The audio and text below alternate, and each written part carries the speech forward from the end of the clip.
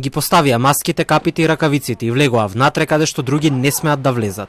Две жени од тимот на Систина денес првпат извршија достава на оброци за лицата кои се во изолација во Ибис Стайл хотелот во Скопје.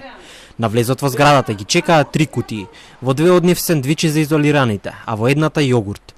Храна доволна за десетици лица внатре кои ако не пројават симптоми на коронавирус, следните 2 недели ќе ги поминат таму каде што се сега. Од синоќа таму се сместени 59 лица кои во земјава влегле на 9 бајри од Косово. Лицата со симптоми на COVID-19 ќе бидат пренесувани со асистенција на Министерството за здравство во инфективната клиника.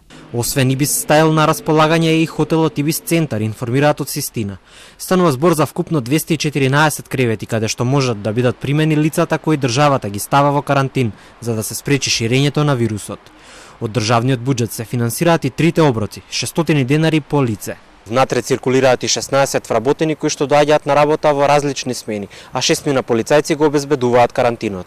Луѓето кои што се во изолација влегле во земјава на граничниот премин Деве Бајр со Бугарија, а дел се дојдени и од Косово. 4 лица кои вчера вечерта имале покачена температура на проверките, веднаш биле испратени на инфективна.